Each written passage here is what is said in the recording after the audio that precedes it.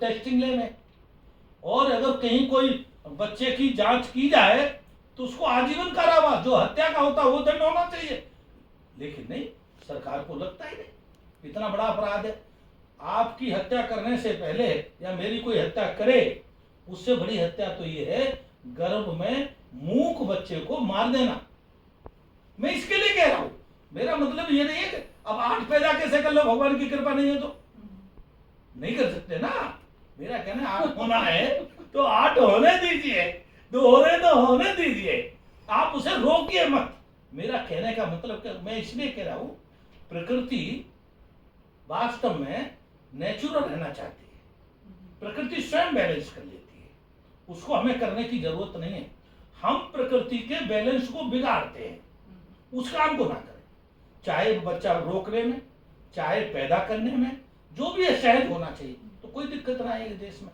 न खाने की व्यवस्था आप इसी से कल्पना कर लो कि माँ, आप तो माँ हो, मैं माँ नहीं, लेकिन मैंने माँ को देखा है, बच्चा पृथ्वी पर बाद में आता है, दूध पहले आता है। कौन दे रहा है? प्रकृति दे रही है। आज स्थिति उल्टी हो गई है, आज बच्चा आ रहा है, दूध नहीं आ रहा, और वो इसलिए नहीं आ रहा कि हमने प्रकृति के साथ धोखा किया है। उदाहरण के रूप में, हमने जब पहले ही गड़बड़ कर दी तो प्रकृति आपको दंड देती है।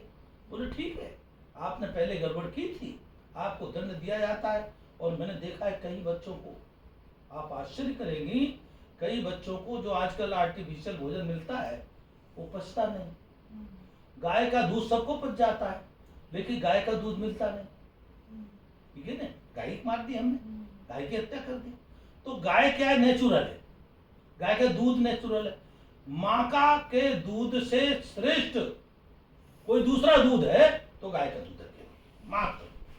लेकिन हमने गाय की हत्या की, उधर गाय है नहीं, हमारा खान पीन बिगड़ा है, हम मनमर्जी से कुछ भी करते हैं, तो फिर हमारे बच्चों का भी बहुत विकास नहीं है उस हिसाब से होना चाहिए। नारायण, मेरा ध्यान तब से जा रहा है, माला टेढ़ी है ना,